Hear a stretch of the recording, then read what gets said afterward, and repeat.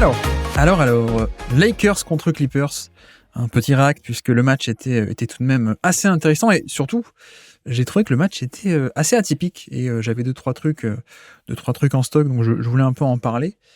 C'est vrai que sur un aspect très simple, le match était bizarre parce que bon, il y a eu ce fameux comeback finalement dans le quatrième quart-temps, les 19 points de LeBron James dans le quatrième quart-temps qui ont fait le boulot, un money time très disputé, on va y revenir dessus, mais au-delà de ça, et même avant ça, je dois dire que je sais pas si, enfin, je sais pas si la meilleure équipe a gagné, si forcément, mais en tout cas, c'était un des matchs les plus atypiques que j'ai jamais vu. Et ça se voyait un peu, évidemment, à l'étude des images de match, mais aussi, ça se retrouve un peu dans les stats, où on a eu une performance des Lakers qui finalement ne colle pas du tout avec l'identité de cette équipe d'habitude. C'est-à-dire que, notamment, un élément qui a été frappant, c'est le fait que les Lakers ont provoqué extrêmement peu de lancers francs sur ce match. Au niveau du taux de lancers francs, ils sont à 9,4, mais en gros, c'est un score dans le 6e centile à peine. Donc à peine mieux que 6% de tous les matchs NBA cette saison, alors que, bon, voilà, les Lakers, on les connaît, ils font partie d'habitude des très bonnes équipes en termes de provocation de lancers francs, ils sont top 10 cette année. Là, il n'y a pas grand-chose. Il n'y a pas grand-chose, et je pense que c'est aussi ça illustre bien à quel point défensivement les Clippers ont été excellents. Mais donc voilà, on a ce premier aspect sur le match assez atypique. Très peu de lancers francs donc provoqués, alors que c'est plutôt l'identité de ces Lakers-là, avec LeBron, avec AD, même avec Austin Reeves. Et pourtant sur ce match, donc pas grand-chose. Un autre aspect qui est la perte de balles aussi. On a eu des pertes de balles des deux côtés pour le coup, mais c'est vrai que les Lakers ne sont pas non plus habitués à une équipe qui perdait beaucoup de ballons, ils en ont perdu pas mal. Mais l'autre aspect, pour moi, et on est un peu obligé de commencer par ça, je pense que vous en êtes rendu compte au visionnage du match, sans doute, mais les stats sont là un peu pour nous dire, bah oui, c'est exactement ça ce qui s'est passé, mais on a un autre aspect qui a été très bizarre sur ce match-là, c'est que finalement, sur du jeu posé, ce sont les Clippers qui ont gagné. Et qui ont gagné de énormément. C'est-à-dire que si on isole un peu les possessions, soit demi-terrain, soit transition, on a des Lakers qui ont marqué 87 points par 100 possessions de demi-terrain, 87, contre les Clippers qui sont à 106 d'offensive rating sur demi-terrain. Donc en gros, on a un score dans le 18e centile à peine pour les Lakers, contre un score dans le 70e centile pour les Clippers, et je pense que vous l'avez ressenti aussi, mais au visionnage du match, c'est exactement ce qu'on avait, c'est-à-dire une équipe des Lakers qui a énormément eu de mal sur demi-terrain et sur jeu placé. Et effectivement, on voit qu'au niveau des stats, ça se confirme. Ces Lakers n'ont pas non plus, c'est pas non plus une attaque d'élite cette saison, ils sont à peine dans la moyenne, 15e sur 30 cette saison en termes d'offensive rating général. Ok, donc c'est pas une force de frappe, mais d'habitude, ils arrivent un peu toujours à se rattraper avec des tirs au panier, des lancers francs. Bon, là, le score est famélique, le score de scoring sur demi-terrain, parce que pas de lancer franc, et parce que pas non plus de tir au panier. En tout cas, assez peu, pour le coup. À peine 32% de leurs tirs étaient au panier. Vous avez pu voir qu'il n'y a pas non plus énormément de drives qui ont été faits, de drives impactants, comme on peut en voir parfois chez les Lakers. Et encore une fois, je pense que ça en dit beaucoup sur la défense des Clippers, qui moi m'a beaucoup impressionné sur ce match-là, hormis la fin, on va y revenir tout à l'heure sur le Money Time, mais je trouve que la performance défensive des Clippers, elle a été vraiment impressionnante, vraiment. Paul George n'était pas là, je ne l'ai pas précisé, mais Paul George n'était pas là, et pourtant donc très belle perf des Clippers. Pas de Zubac non plus. À l'intérieur, on avait une rotation plutôt entre Daniel Theis et Plumlee. Et en fait, ce que les Clippers ont fait, et ce qu'ils font de bien et de très bien, c'est du switch all. Et ça a particulièrement bien marché contre cette attaque des Lakers, qui finalement aime bien avoir un peu ce petit décalage sur pick and roll pour enchaîner sur des mi-distances, pour enchaîner pour aller au panier, un petit décalage sur drive, notamment pour LeBron James, ça lui fait du bien à son âge et à son niveau de qualité athlétique et physique. Donc voilà, le switch a bien marché, et surtout que avec Tyronn Lue et avec les Clippers, c'est pas juste on switch et puis on fait rien derrière, quoi. Il y a aussi le terrain qui est très très bien organisé derrière, qui est bien, on déploie aussi toute une défense avec des stunts, donc on vient boucher l'espace, on a des aides en deuxième rideau qui viennent aussi, donc finalement le switch est là juste pour ne pas concéder de décalage à l'origine, et ensuite c'est pas parce qu'on switch qu'on vient pas aider au panier, évidemment. Donc voilà, ça, je pense, ça a été assez important sur ce match-là, le fait que les Clippers ont été plutôt bons défensivement, même très bons sur demi-terrain. Au contraire, les Lakers ont été assez mauvais sur l'attaque de demi-terrain. Et au contraire, donc, c'est aussi ça l'aspect le plus atypique, sans doute, je trouve en tout cas sur ce match, c'est que les Lakers ont été battus de beaucoup, de vraiment beaucoup sur demi-terrain. Mais par contre, qu'est-ce qui a fait la différence ? C'est la transition, le jeu sur transition, et puis le money time. Mais vraiment, j'insiste sur le jeu en transition parce que, les Lakers sont une attaque d'élite sur transition, mais c'est tout de même rare que sur un match à ce point, une aussi grosse affiche, on ait le jeu en transition qui pèse autant sur un match, et sur à quel point le match est décidé par ça, mais là, on a vraiment eu ça. On a vraiment, vraiment eu ça, c'est-à-dire un jeu de contre-attaque qui, en termes de fréquence, de volume, de nombre de contre-attaques et d'efficacité, évidemment aussi, a été remarquable. Côté Lakers, je crois que, ça se voyait pendant le match. Il y a eu une séquence début du troisième quart-temps, où les Clippers ont enchaîné eux aussi pas mal de pertes de balles, et les Lakers ont accumulé un nombre de transitions en début du troisième quart-temps qui était impressionnant. Mais vraiment. Ça fait quand même beaucoup de points faciles, finalement. Et donc, c'est aussi comme ça qu'on arrive à compenser le fait que sur demi-terrain, on galère. Et pourtant, on est toujours là. On accroche et même on gagne le match à la fin parce que la transition fait le boulot, quoi. La transition fait le taf. La contre-attaque était là. Donc, ça a vraiment été un point, je trouve, un point central de ce match-là. C'est à quel point les Lakers ont bien développé ce jeu de contre-attaque. Et finalement, je trouve aussi, sans que ce soit non plus une question d'effort défensif côté Clippers. Souvent, ça peut être le cas. Souvent, quand une équipe concède beaucoup, voire beaucoup trop en transition, parfois on peut pointer du doigt l'effort défensif, du repli défensif. Là, j'ai trouvé que c'était pas tant le cas que ça. Alors, il y a eu quelques exemples, bien sûr, mais il y a eu aussi pas mal de pertes de balles, en fait. Des pertes de balles un peu évitables, on va dire, qui ont mené sur des situations où, en fait, c'est pas une question d'effort et de revenir en transition. Quand tu perds la balle et que Austin Reeves il va tout seul au panier en 1 contre 0, il n'y a rien à faire, c'est pas une question d'effort. Il y a rien à faire. Ou quand il y a des situations comme ça, un peu de surnombre, ou c'est pas vraiment une question d'effort, c'est juste que les Lakers ont créé de bonnes opportunités de par le playmaking défensif, de par le fait de créer des turnovers qui ont créé ces situations faciles, et puis surtout aussi le fait d'accélérer après un rebond défensif. Ça, on le sait, les Lakers le font très très bien cette saison, ils sont parmi les attaques d'élite cette saison. En termes de fréquence, deuxième plus grande fréquence de transition de toute la NBA cette année, les Lakers. Donc pas mal, mais, il y a un mais. Là où je veux bien un peu dédouaner, en tout cas nuancer la performance du repli défensif des Clippers, c'est que dans le lot, dans cette transition, dans ce jeu de transition des Lakers, il n'y a pas eu que des layups faciles en fait. Il n'y a pas eu que des gens qui ne reviennent pas sur leur attaquant, et ça fait des layups, ça fait des alley-oops ou ce genre de trucs. Il y a eu pas mal de 3 points en fait. Pas mal de 3 points en transition. Que ce soit des catch and shoot un peu en transition, mais même parfois des pull-ups en transition. Et ce qui fait que les Lakers, qui sont pas non plus une équipe fantastique à 3 points, là on était clairement sur une performance où les 3 points sont pas mal rentrés. 40% sur le match là, au général, mais même en particulier sur la transition, j'ai trouvé que la contre-attaque, il y avait pas mal de 3 points qui tombaient en contre-attaque, et ce qui a fait du bien. Ce qui a vraiment fait beaucoup de bien, ce genre de jump shot qui tombe en transition, parce que c'est pas une question, encore une fois, pas question d'effort, c'est pas question de vite revenir ou d'être en position, non. Quand t'as un peu d'espace et que tu dégaines le 3 points en transition, il y a pas grand chose à faire, quoi, dans ces cas-là. D'ailleurs, il y a une séquence un peu dans le troisième quart-temps, un peu comme ça, où on a une transition Clippers cette fois, donc une contre-attaque Clippers menée par Mason Plumlee, qui en fait perd la balle sur la transition parce que quelqu'un vient lui, je crois que c'est Cam Reddish, qui vient lui prendre la balle de derrière, donc perte de balle sur une contre-attaque qui se transforme en 1-3 points de l'autre côté, en transition de l'autre côté de D'Angelo Russell. Donc c'est pas top. Et puis possession d'après, je crois, ou une ou deux possessions d'après, pareil sur pick and roll, cette fois sur jeu posé, mais perte de balle de Mason Plumlee et ça file de l'autre côté en transition pour les Lakers. Donc voilà, finalement les Lakers ont perdu pas mal de ballons, mais les Clippers aussi.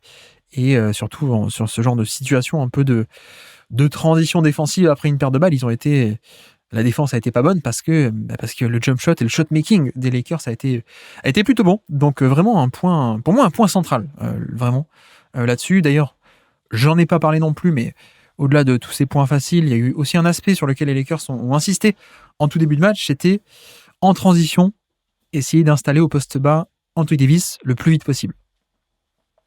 C'est-à-dire avant qu'il ait le temps un peu avant que la défense ait le temps de revenir complètement, ou avant que chacun ait le temps de prendre le bon match-up défensif, on faisait monter très très vite en transition Anthony Davis pour que lui, il aille s'installer proche du panier, il réclame la balle, et on a pu créer comme ça.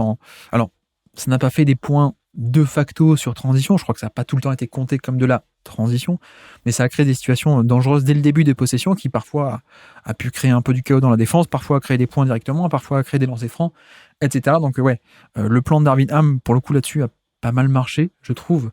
Donc sur le côté défensif, pour moi, on a eu le switch all des Clippers qui a été excellent face au demi-terrain, et les Lakers ont un peu galéré à marquer sur demi-terrain. Et puis côté Lakers, mine de rien, heureusement qu'il y avait la transition, et heureusement qu'il y avait cet aspect-là sur lequel ils sont très bons cette saison, mais qu'il a, c'est pas juste qu'il a été très bon, c'est qu'il a été, ça a été un aspect du jeu dominant, je trouve. Vraiment, on a eu affaire à un jeu de contre-attaque dominant de la part des Lakers, qui les a maintenus en vie durant tout le match. Quelques notes aussi sur ce match-là. Moi, j'ai beaucoup aimé, alors je l'aime beaucoup un peu tout le temps, hein. Je suis beaucoup plus haut que la moyenne, mais j'ai beaucoup aimé le match de Spencer Dinwiddie, offensivement en tout cas. Défensivement, il y a eu 2-3 petites erreurs, évidemment, ou en tout cas le compromis défensif que, voilà, quand Kawhi Leonard il obtient le switch, c'est compliqué de résister quand tu es Dinwiddie. Mais à part ça, j'ai trouvé un excellent match offensif de Dinwiddie, et ça montre un peu, pour moi, ce match-là montre à quel point il peut aider. C'est-à-dire qu'on a pas mal de profils sur le banc. On a aussi notamment le profil de Max Christie sur le banc, qui est plutôt un arrière, meneur arrière, on va dire, mais plutôt typé défensif, plutôt typé connecteur. Là, pour le coup, Dinwiddie, on a un peu plus un côté créateur qu'on a vu sur ce match-là, avec de très bonnes lectures sur pick and roll. On l'a fait sortir de zoom action, donc un pick and roll plus un écran supplémentaire, des pick and roll tout court. Il a attaqué un switch sur Plumlee une fois, avec une magnifique création d'espace. Il va au panier, driving kick, et ça crée un 3 points. Enfin voilà, franchement, le match de Dinwiddie a été très bon. Et moi, j'aime bien parce que ça fait un peu de création, mine de rien, et ça fait aussi une création très dynamique, en fait. C'est ça aussi que j'aime bien, parce que c'est un profil beaucoup plus dynamique que ce que ne peut être D'Angelo Russell, qui était un excellent passeur, mais peut-être à partir de situations un peu plus statiques, hein, où ça bouge un peu moins. Le côté feu follet de Dinwiddie m'a beaucoup plu sur ce match, donc voilà, je voulais quand même le noter. À noter aussi côté Lakers, les rotations de Darvin Ham en ce moment, où nous avons Hachimura titulaire pour l'instant, et notre paire de 3&D qui a été titulaire pendant un moment, Taurean Prince et Cam Reddish, qui pour l'instant reviennent sur le banc. Voilà, je sais pas si ça aurait été la même chose avec Paul George, peut-être, parce qu'on sait que Paul George et Kawhi et James Harden, peut-être que Darvin Ham aurait préféré utiliser Taurean Prince et Cam Reddish, un peu des 3&D à mettre sur des ailiers. Là, il a fait le choix de partir sur Hachimura, sur Kawhi Leonard, sachant que les Clippers aussi avaient sur le terrain du coup Amir Coffey et Terrence Mann, donc deux shooters qui sont capables, mais pas tout le temps respectés énormément, parce que c'est pas des excellents shooters, ou alors ils n'ont pas Amir Coffey un peu meilleur, mais il n'a pas non plus un volume à 3 points qui va être énorme. Donc il y avait un peu ce choix de dire on va mettre un big body, on va mettre un défenseur de bonne corpulence avec Hachimura, et avec aussi derrière Anthony Davis, qui avait un peu cette liberté-là, parce que les Clippers avaient régulièrement un peu un non-shooter sur le terrain. Donc on a pris un peu ce genre de liberté défensive avec Anthony Davis en deuxième rideau, et ça a été un peu ça le plan de jeu défensif des Lakers, qui, pour le coup, eux aussi ont plutôt pas mal défendu. On a parlé des Clippers qui ont bien défendu et qui ont vraiment neutralisé complètement, qui ont fait que les Lakers ont fait une performance offensive sur demi-terrain très mauvaise. Mais la défense des Lakers aussi a été pas mal, pour le coup. Les Clippers n'ont pas non plus fait une explosion offensive sur ce match-là, sur demi-terrain. On n'est pas sur un truc incroyable. Je pense que ça a plutôt pas mal tenu le coup. Eux aussi, avec des schémas assez polyvalents. Et finalement, on a eu, d'une part, comme d'habitude, un peu Kawhi Leonard, hein, le Kawhi Leonard de d'habitude, dans les schémas de Tyronn Lue, qui vise en fait à aller cibler le match-up, hein, comme on le répète souvent. Pas beaucoup de fond de jeu avec beaucoup de mouvements, pas de motion offense, pas ce genre de choses, mais juste attaquer chirurgicalement le bon match-up. C'est ce que Kawhi Leonard a réussi à faire. Donc d'une part, on avait cette attaque-là, et puis de l'autre, c'était un peu l'attaque James Harden. L'attaque James Harden, donc l'attaque de pick and roll. On a un peu jonglé entre les deux, et je trouve que sur ce match-là, James Harden a fait pas mal de dégâts parce que notamment les Lakers n'ont pas fait ce que les Warriors ont fait. Les Warriors, il y a quelques jours, non, enfin plus que quelques jours, c'était avant le All-Star break, mais le match contre les Warriors, le choix de Steve Kerr avait été clair, c'était on empêche James Harden de driver sur pick and roll sur sa main gauche. On l'empêche complètement. Voilà. On essaie de l'isoler, on essaie de le laisser main droite, on essaie de mettre la pression sur le ballon au niveau de l'écran et de le forcer à lâcher la balle, ou en tout cas on l'empêche de driver main gauche là où il est le plus à l'aise, évidemment, parce que main droite, il s'arrête, hein, il va pas driver jusqu'au panier, donc il s'arrête plutôt, il lâche la balle, ou alors il prend le pull-up qui est moins efficace. Les Warriors avaient fait ça. James Harden d'ailleurs avait trouvé pas mal de solutions, en mine de rien. J'avais fait un thread tactique si ça vous intéresse là-dessus. Mais là, donc sur ce match-là, c'est pas le choix de toutes les équipes de priver Harden de la main gauche. Là, on n'a pas eu trop ça en première mi-temps, notamment, et c'est ce qui fait qu'on a eu la James Harden offense qui a réussi à se développer. Donc, c'est-à-dire Anthony Davis qui, sur ce pick and roll, faisait un peu un drop, donc il restait un peu bas, mais ça donnait un peu trop, beaucoup d'espace à James Harden pour attaquer main droite et ensuite revenir main gauche, comme il y avait de l'espace. Comme il n'y avait pas un défenseur qui l'attendait au niveau de l'écran, ça lui permettait de ok, je commence à partir main droite, mais ensuite je reviens main gauche, ou alors directement je pars main gauche. Donc on a eu ça, et je trouve qu'on a eu pas mal de séquences où Harden arrivait à revenir sur sa main gauche, et ça marchait pas mal, puisque parce que Harden, main gauche, pick and roll, ça fonctionne. Ça fonctionne très bien, évidemment. Donc on a eu ça, et puis aussi on a eu ensuite, quand Anthony Davis est sorti, on a eu des minutes de Jackson Hayes, qui lui a été un peu plus dans de la pression sur le ballon un peu plus haut au niveau de l'écran sur les pick and roll, mais là encore James Harden a eu quelques facilités, soit pour tout de même aller main gauche, soit pour ressortir sur son intérieur qui ensuite pouvait faire le passing ou distribuer face à un surnombre. Donc voilà, la James Harden offense a plutôt pas mal marché. Pas mal de choses intéressantes, et juste pour finir, avant de passer au Money Time, pour finir sur ce match-là, mine de rien, bon, on a ce comeback en fin de match, mais comme dit, il y a pas mal de choses un peu particulières, un peu atypiques sur ce match. Je pense qu'il ne faut pas non plus voir que le côté les Clippers se sont effondrés. Pour moi, c'était en dehors de la fin de match. Il ne faut pas retenir que ça, parce que pour moi, c'était un bon match. C'était un bon match de la part des Clippers qui ont des ambitions pour cette année. Mais la défense, comme dit, assez impressionnant pour moi, très clairement. L'attaque, même sans Paul George, on a eu un bon Kawhi Leonard et on a eu la bonne James Harden offense, donc c'était parfait pour moi. Et puis surtout, le jeu des Lakers en transition, comme dit, c'est pas tous les jours qu'on en voit autant en termes de volume et en termes d'efficacité. C'est pas souvent que un gros match est décidé à ce point par la transition. Et puis de l'autre côté aussi, j'avais aussi un peu envie de le citer avant le Money Time même, mais au niveau global, les Clippers ont shooté à 3 points à 25%. Voilà, c'est-à-dire que les Lakers, eux, étaient en plutôt pas mal réussite, 40% à 3 points sur ce match-là, les Clippers à peine 25%. Donc, parfois on parle de surchauffe, là je pense qu'on peut parler un peu de sous-chauffe, mais ça arrive sur ce genre sur un match, on peut avoir beaucoup de variance, évidemment. Donc ça peut arriver de shooter très bien sur un match, ou alors au contraire très mal, mais je veux un peu insister là-dessus, parce que pour moi, beaucoup de monde vont retenir la défaite et ce côté comeback, la honte, etc. En vrai, je trouve que la performance, globalement, elle est plutôt bonne, même plutôt très bonne, et pour inciter aussi avec le fait que les Clippers se sont quand même libérés pas mal de bons tirs, et y compris sur le 4e quart-temps, et y compris dans le Money Time même, c'est aussi juste que les 3 points sont quand même pas beaucoup rentrés. Lakers et Clippers ont pris à peu près le même volume de tirs à 3 points. Il se trouve que les Lakers en ont rentré beaucoup plus, et quand on connaît un peu cet aspect aléatoire finalement du shoot à 3 points, voilà, ça fait aussi la différence. Petite nuance à garder en tête, pas trop être sévère avec les Clippers peut-être. Ils ont eu aussi, en un sens, pas trop de chance sur ce coup-là, sur la réussite à 3 points, la réussite pure en fait, réussite un peu aléatoire. Ils ont eu des bons shoots, des bons shooters ouverts sur des bons spots, mais tout n'est pas rentré. Tout n'est pas rentré, même c'est rentré à un taux beaucoup plus bas que la moyenne pour eux, à peine 25%, qui est très bas, qui est même d'ailleurs 25% sur un match, c'est à peine dans le 7e centile, donc à peine 7% de tous les matchs NBA de cette saison on fait pire. En tout cas, ils ont fait mieux que à peine 7% de tous les matchs cette saison. Bref, donc si on doit classer à l'efficacité à 3 points tous les matchs NBA disputés cette saison, toutes les perfs de une équipe, ils sont très bas, quoi. Donc on est sur un peu une anomalie au niveau de la réussite à 3 points. Et je pense que c'est un peu à garder en tête, parce que globalement la performance est très bonne sur ce match-là. Il y a un peu cette sous-chauffe à 3 points qui n'a pas dû aider, et si ça se trouve, je dis n'importe quoi, mais peut-être que juste avec 2-3, peut-être un peu plus, mais 2, 3, 4, 3 points rentrés, plutôt que ressortis, voilà, ça se joue peut-être pas à grand-chose, quoi.